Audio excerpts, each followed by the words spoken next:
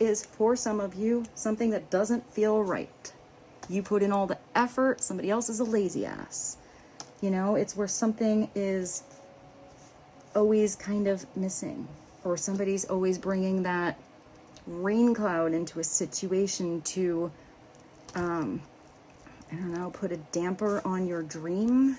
That was sort of an interesting thing to see. If someone's always draining you, if there's a vampire energy, you know, where somebody's always wanting to suck your beautiful light because they don't know how to turn their own on, you need to turn your own light on even more and maybe turn it off on somebody else. That's really like a strong, hard lesson. But I kind of feel like with the Two of Cups, there's still this love here. You know, sometimes tough love is the way to go.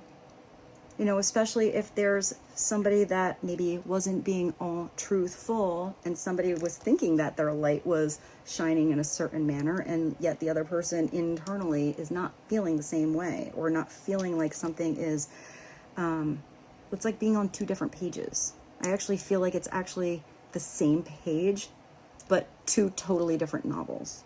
It's like, oh no, I'm on page 42.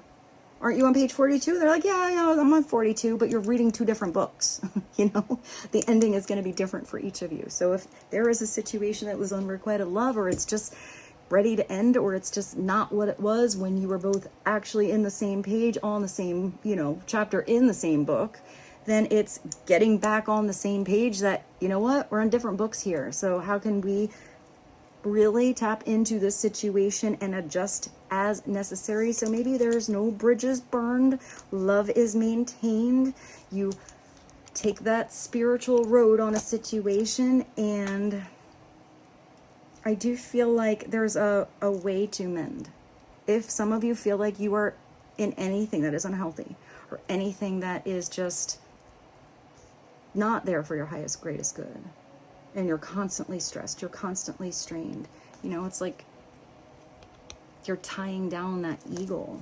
It's like the eagle wants to fly high. If there's anything like tethering the eagle to the ground and not letting them fly, it's like putting, you know, see their feet being bound, then it's up to you to cut that string if you're the eagle.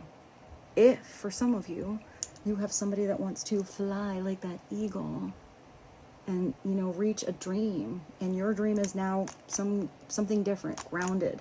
You know, you don't want to go jumping off the mountain, it's not your thing. But somebody, you know, somebody really wants to obtain a dream. It's let them fly. Fly away, you know, let them go.